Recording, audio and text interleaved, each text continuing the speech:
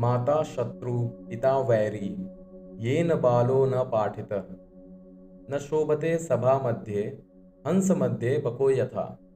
वे माता पिता बच्चों के शत्रु हैं जिन्होंने बच्चों को पढ़ाया लिखाया नहीं, क्योंकि अनपढ़ बालक विद्वानों के समूह में शोभा नहीं पाता, उसका सदैव तिरस्कार होता है। विद्वानों के समूह में उसका अपमान उसी प्रकार होता है जैसे हंसों के झुंड में बगुलों की स्थिति होती है। इसका आशय केवल मनुष्य जन्म लेने से ही कोई बुद्धिमान नहीं हो जाता, उसके लिए शिक्षित होना अत्यंत आवश्यक है। शक्ल सूरत आकार प्रकार तो सभी मनुष्यों का एक जैसा होता है, अंतर केवल उनकी विद्वता से ही प्रकट होता है। जिस प्रकार सफेद बगुला सफेद हंसों में बैठकर हंस नहीं बन सकता, उसी प्रकार अशिक्षित व्यक्ति शिक्षित व्यक्तियों के बीच में बैठकर शोभा नहीं पा सकता। इसलिए माता पिता का कर्तव्य है कि वे बच्चों को ऐसी शिक्षा दें जिससे वे समाज की शोभा बन सकें। लालनाद बहवो तो शास्तानाद बहवो गुणा तस्मात् पुत्रम च शिष्यम च ताड़येन तु लालयेत। लाड़ दुलार से पुत्रों में बहुत से दोष उत्पन्न हो जाते हैं। उनकी ताड़ना करने से अर्थात दंड देने से उनमें गुण का विकास होता है। इसलिए पुत्रों और शिष्यों को अधिक लाड़ दुलार नहीं करना चाहिए। यह ठीक है कि बच्चों को लाड़ प्यार करना चाहिए, किंतु अधिक लाड़ प्यार करने से बच्चों में अनेक दोष उत्पन्न हो सकते हैं। माता पिता का ध्यान प्रेमवश उन दोषों की ओर नहीं जाता, इसलिए बच्चे यदि कोई गलत काम करते हैं तो उन्हें पहले ही समझा बुझाकर उस गलत काम से दूर रखने का प्रयत्न करना चाहिए। बच्चों के द्वारा गलत काम करने पर उसे नज़रअंदाज करके लाड़ प्यार करना उचित नहीं।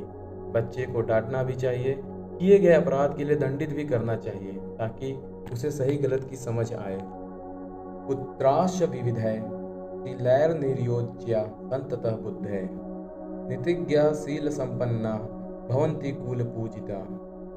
अर्थात बुद्धिमान लोगों को चाहिए कि वे अपने पुत्र और पुत्रियों को अनेक प्रकार के अच्छे गुणों से युक्त करें, उन्हें अच्छे कार्यों में लगाएं, क्योंकि नीति जानने वाले और अच्छे गुणों से युक्त सज्जन स्वभाव वाले व्यक्ति ही कुल में पूजनीय होते हैं।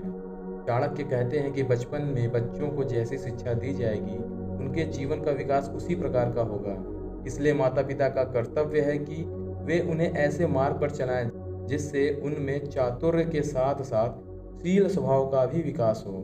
गुणी व्यक्तियों से ही कुल की शोभा होती है।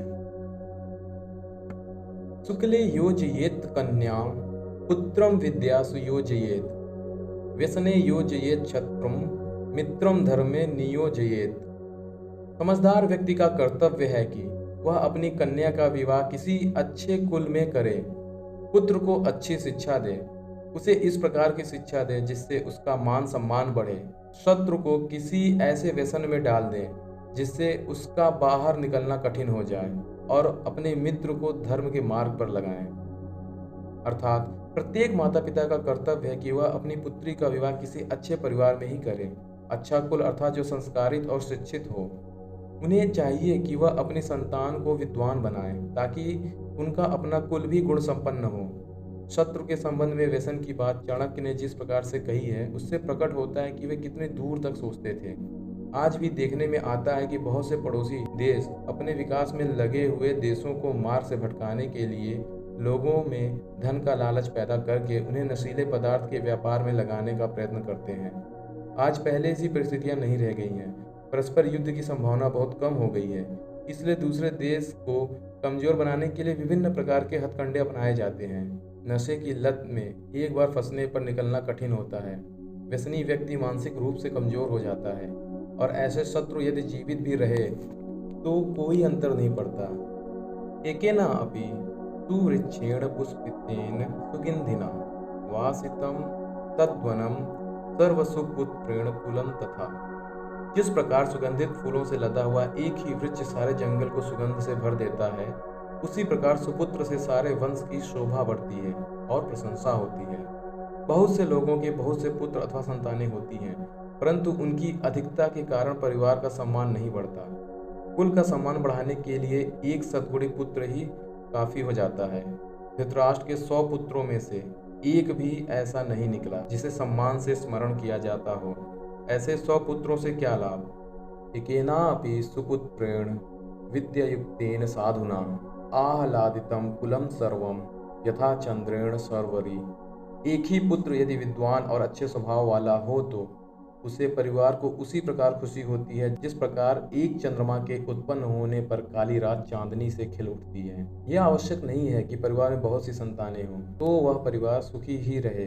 अनेक संतानों के होने पर यदि उनमें से कोई विद्वान और सदाचारी नहीं है तो परिवार के सुखी होने का प्रश्न ही नहीं उठता।